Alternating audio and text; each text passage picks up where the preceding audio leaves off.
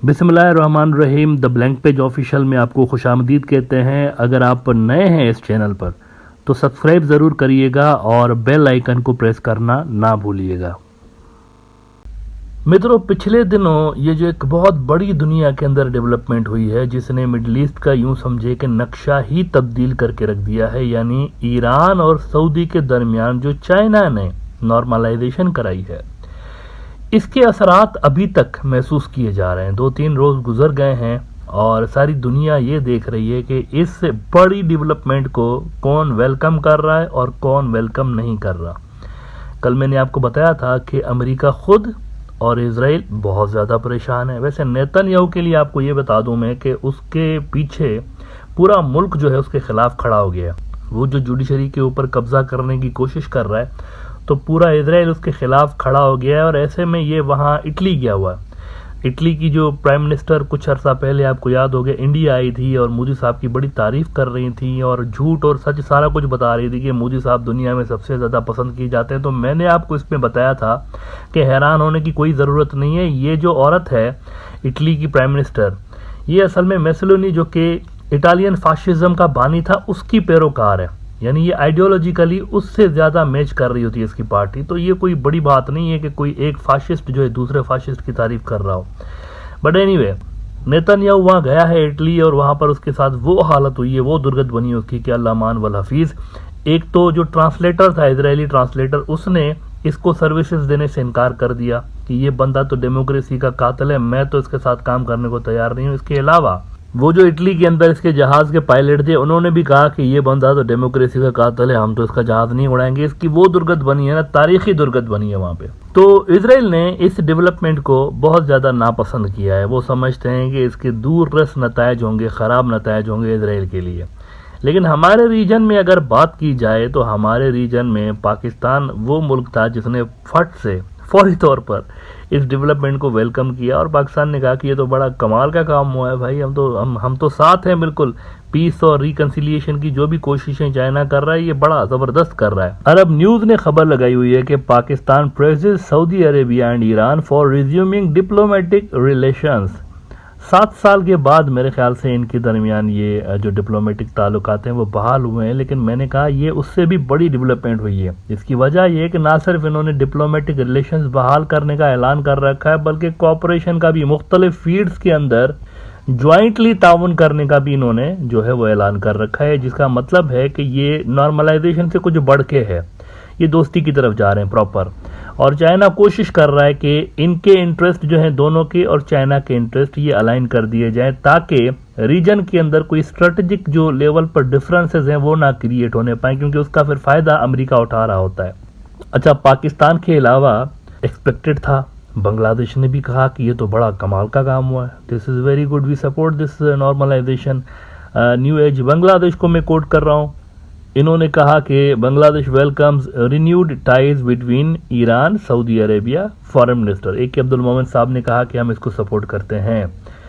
लेकिन अजब बात यह है, अजब बात देखें आप, इंडिया खामोश है, सांप सूंघ गया इंडिया को, सख्ते में आया हुआ है इंडिया। जैसे इजराइल सख्ते में है वैसे इंडिया भी सख्ते में आया हुआ है।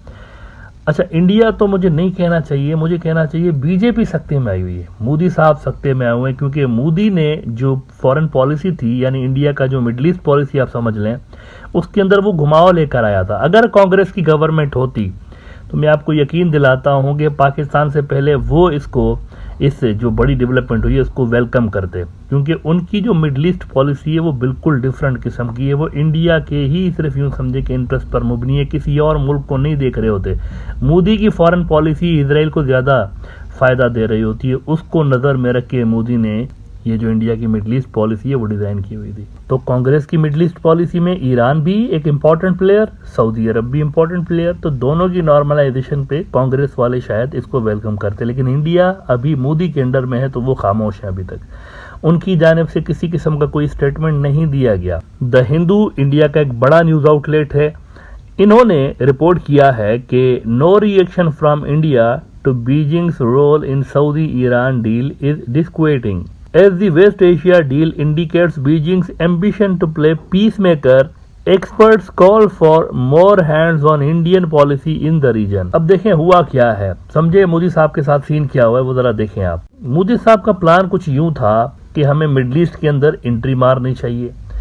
अच्छा, मिडल ईस्ट के अंदर एंट्री खुद नहीं, अमेरिका और इजराइल के कांधे पे बैठ के हम एंट्री मारेंगे। हाइफा का बंदरगाह उन्होंने ले लिया, अडानी साहब के जरिए हाइफा का बंदरगाह इंडिया ने लिया था, और चाइना की भी वहां पर इन्वेस्टमेंट है, उसके पास ही बिल्कुल उन्होंने ये बंदरगाह लिया था। इसके साथ ही मोदी साहब के आते ही इजराइल और इंडिया के दरमियान वैसे तो शुरू से लेके डीप स्टेट लेवल पर टाइज रहे हैं, लेकिन इन्होंने मिलिट्री ताउन को बढ़ा दिया मजीद, इंडिया इजराइल मिलिट्री कोऑपरेशन को मजीद बढ़ा दिया, इंटेलिजेंस शेयरिंग को मजीद बढ़ा दिया। नाउ ये वो फैक्टर था असल में, देखे ना बैलेंस क्रिएट हुआ पड़ा था सारा। कांग्रेस वालों की पॉलिसीज में एक बैलेंस था मिडल ईस्ट के अंदर, वो जानते थे कि मिडल ईस्ट की जो ग्राउंड रियलिटीज हैं वो क्या हैं, इसको नहीं पता था मोदी साहब को। ये बेसिकली अपने हिंदुत्व के फैन बेस को खुश करने के लिए ही इंडिया की फॉरेन पॉलिसी बना रहे होते हैं, अपने वो जो हिंदुत्व का माचो मैन इस तरह की इनकी इमेज बनी हुई है ना, उसको देख के ये अपनी पॉलिसीज डिजाइन कर रहे होते हैं। तो इन्होंने जब इंटेलिजेंस शेयरिंग और ये सारा बहुत ज्यादा डीप हो गया इसराइल के साथ, तो इसका इम्पैक्ट पड़ने लगा था ऑलरेडी ईरान और इंडिया के रिलेशंस पे, क्योंकि ईरान को सबसे ज्यादा थ्रेट है इसराइल के साथ, और ईरान को ये एक फियर था कि इनके बारे में भी जो, क्योंकि इंडिया बैठा तो था ना चाबहार पे, तो ईरानियों को ये फियर था कि इंडियंस तो फ्रीली ईरान के अंदर इधर उधर और डिप्लोमेटिक सर्कल्स में आ रहे हैं जा रहे हैं और फ्रीली वहां पर दंदनाते फिर रहे हैं ना, तो कहीं ऐसा ना हो कि ये हमारी ही जो रिपोर्ट्स हैं वो वहां पर दे रहे हो इसराइल के अंदर।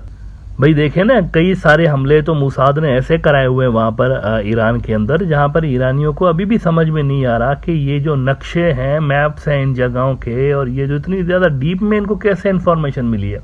On top of that Arab world के अंदर भी मोदी के आने के बाद आपने देखा, अभी ये जो नूपुर शर्मा ने जो रसूलुल्लाह सल्लल्लाहु अलैहि वसल्लम के बारे में एक मुगल्लज़ात वहाँ पर बके थे, मैं कहूँगा टीवी पे आके मैंने स्ट्रीम मीडिया पे, तो कितना बड़ा इशू क्रिएट हो गया था। अरब वर्ल्ड के अंदर एक बहुत बड़ा तूफान क्रिएट हो गया था, और अरब वर्ल्ड में इंडिया से ताल्लुकात डाउन करने के लिए पब्लिक लेवल पर भी कैंपेन शुरू हुई थी। ये सारा बखेड़ा बेसिकली क्रिएट ही इसीलिए हुआ है क्योंकि मोदी साहब ने वो जो रीपोजिशनिंग की हुई है, थोड़ी सी स्ट्रेटेजिक रीपोजिशनिंग रीजन के अंदर की हुई है, इजराइल को ज्यादा वो फेवर करने लगे और बाकी के मिडल ईस्ट को जरा कम वो फेवर करने लगे, तो इस वजह से इंडिया की जो वहां पर पोजीशन थी वो वैसे ही डाउन हुई। अच्छा, मजे की बात देखें, ये कह रहे होते हैं देखें मुझे सऊदी का टॉप का अवार्ड मिल रहा है, फला अरब मुल्क का टॉप का अवार्ड मिल रहा है, ये कोई क्राइटेरिया नहीं होता। ये कोई क्राइटेरिया नहीं होता कि आपको वहां का टॉप का सिविलियन अवार्ड मिल गया तो आपका मुल्क जो है वो बहुत कोई नंबर 1 पे आ गया, ऐसा नहीं है।